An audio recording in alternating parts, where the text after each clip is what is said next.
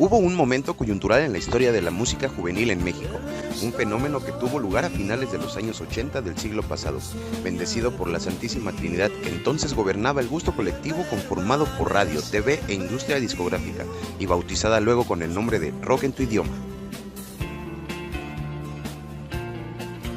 Y no solo eso, sino que tal revolución musical generó otras vertientes culturales en una de las zonas más marginadas del planeta, Latinoamérica, con el pretexto de la música. Los latinos, los del sabor, los que ponen el ambiente a todo lugar al que van, supieron despertar la fiesta en ellos y en otros rincones del mundo con su toque cultural. Los argentinos retomaron los ritmos lentos del tango combinado con la gallardía y la rebeldía del rock. Los chilenos resultaron ser los maestros del misticismo que después se vería su amor por la lectura. Y acá en México se atrevieron a presumir aquello de lo que históricamente habían ocultado. Los sonidos tradicionales, y también los españoles se sumaron al carnaval. Quisieron hacer de la música una poesía incomprendida, como si no lo hubiera sido ya. Y sí, borraron fronteras tanto espaciales como temporales. Políticamente, todavía es una utopía que Latinoamérica se una frente al resto del mundo, pero Rock en tu idioma provocó que a un uruguayo le gustara la música colombiana, a un mexicano la argentina, a un ecuatoriano la chilena y a los españoles los latinoamericanos. Se logró una unidad posible solo en esta vertiente de cultura popular.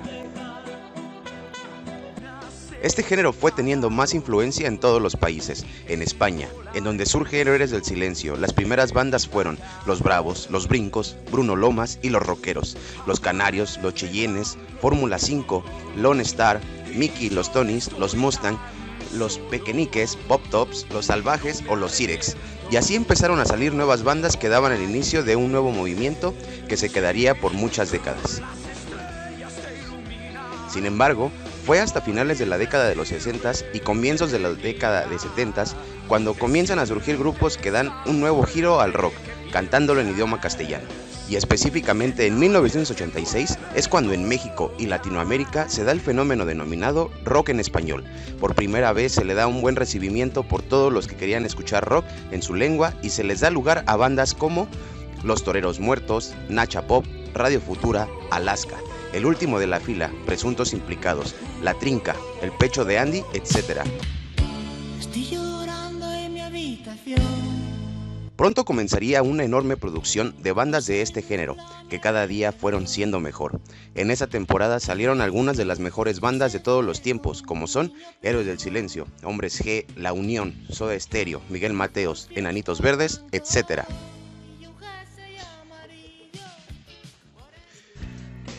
Todos estos grupos, que en su mayoría fueron españoles, sirvieron de inspiración para que en México se comenzaran a formar agrupaciones muy grandes.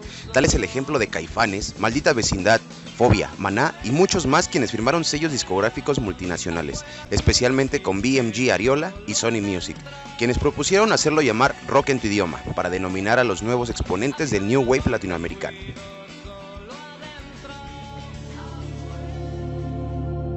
Pero no todo fue color de rosa, ya que al ser un nuevo género que en principio iba contra el sistema y las normas que se imponían en aquella época, como consecuencia llegó la censura. Todo inicia por la censura de los medios de comunicación y el miedo del gobierno por la cosa que había sucedido con anterioridad. Toda esa época se catalogó como la censura del rock en México, debido a la rebeldía que tenían los chicos. Todo esto dio origen al rock underground. El rock en México se halló entonces confinado a la marginalidad, clandestinidad y a un carácter contestatario que no aportó en nada a su mejoría. Luego del masivo avándaro, en los años siguientes los conciertos se realizaron casi exclusivamente en los hoyos funkis, que eran casas en estado ruinoso, fábricas abandonadas y cines o teatros medio derruidos. En esos espacios las bandas tocaban a nivel del suelo y muchas veces no se les pagaba. Sin embargo, para entonces era la única fuente de trabajo para las bandas y los únicos lugares donde se podía escuchar rock hecho en México. ¡Qué desperdicio de la calidad musical de estos grupos! Los años 70 son la década perdida del rock en México, debido al veto de la radio, la televisión, lugares de conciertos y las casas disqueras, enmarcada en la represión generalizada que se ejerció contra los jóvenes. Después de Carlos Salinas de Gortari, es cuando inicia la peor época de censura más fuerte del país, y si esos días estaba censurado el rock en español, ahora se vería mucho más afectado.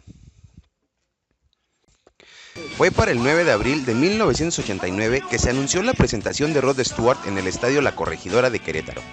Este evento histórico acabaría con la sequía musical multitudinaria impuesta por Luis Echeverría después del arquetípico Festival de Avándaro, realizado en septiembre de 1971, en el cual se notó el resentimiento hacia las matanzas de Tlatelolco en el 68, la masacre del Jueves de Corpus o el Halconazo, perpetrada en unos meses antes del festival por el grupo paramilitar de cuyo nombre se acuña el mote. No es que la juventud mexicana quisiera vivir en anarquía, simplemente se encontraba cansada de la censura de un gobierno impositivo que veía en la música una amenaza en contra del establishment, el cual, como fiel mascota de sus amigos gringos, repudiaba cualquier cosa que oliera a comunismo, cuando lo que en verdad temía era permitir que se abriera una ventana de crítica ante sus errores y corruptelas. Quiero agradecer públicamente a toda la bola de ojetes de la prensa que dicen que yo soy culero, que la banda que le gusta la música del Tri están pendejos porque es una música para locos marihuanos pendejos que no saben qué pedo. Pinches lacras de la sociedad. Porque gracias a toda la mierda que nos tiran esos güeyes es que podemos ser felices y decirles que chinguen a su puta madre. En 1987, a muchos les tocó vivir en carne propia el resabio de esas prácticas, mientras disfrutaban de un concierto de El Tri en el Ágora. Cuando la tocada se encontraba en su apogeo, un grupo de judiciales se apostó a sus espaldas e indicaron que se dirigieran hacia la salida. Afortunadamente, no pasó a mayores.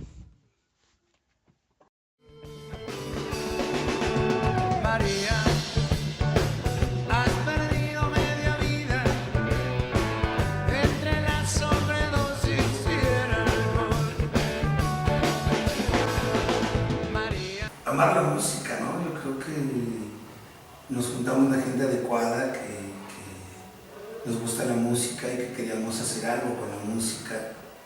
Y pues se dio la fortuna de juntarnos y de armar Liran Roll, y hasta la fecha pues 27 años, ¿no? Y contentos y con ganas de seguir trabajando, ¿no? Liran Roll, Lira porque así llamamos a las guitarras, pero tienes el apellido de Toño, rostro y líder de la banda. Debutan en el año de 1991, posicionándose en los primeros lugares musicales con el sencillo María.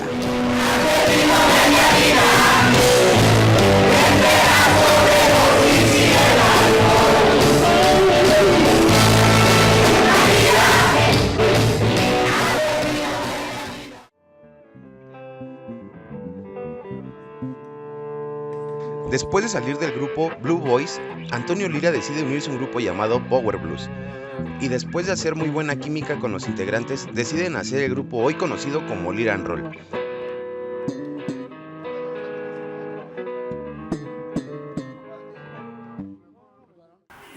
Pues todo, mi vida, lo que soy y lo que quiero lograr ser, he dedicado toda mi vida, entonces es todo para mí realmente. Antonio Lira le canta y le compone al amor en todas sus etapas, sin olvidar la realidad de la ciudad, que con problemas sigue en la lucha de mejorar. No olvidemos que aquí es donde vivimos.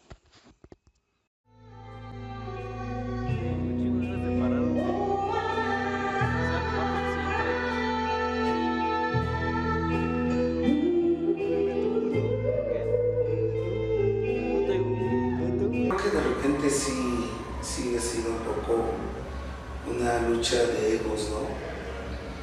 Donde a lo mejor, como dices, estoy pensando que a lo mejor hay una figura que tiene que sobresalir, o sea, el que dé la cara.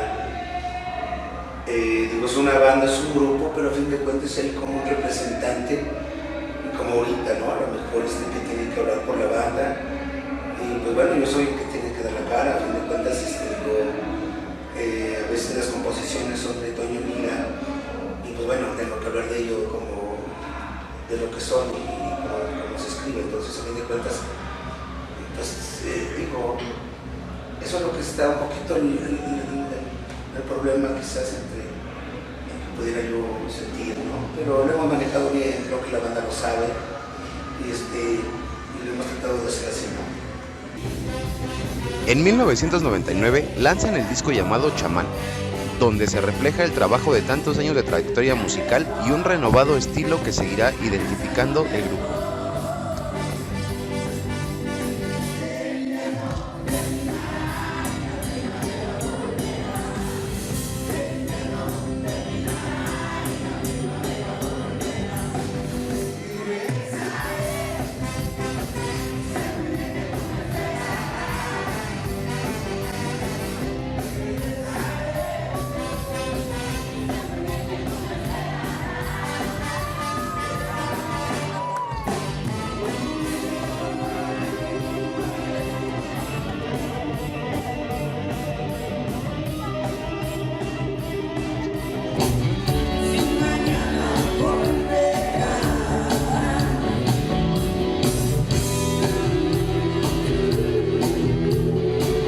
Lead and Roll, después de varios años de lucha en el rock and roll nacional, ya ocupa un lugar muy importante en el movimiento rock and rollero de nuestro país.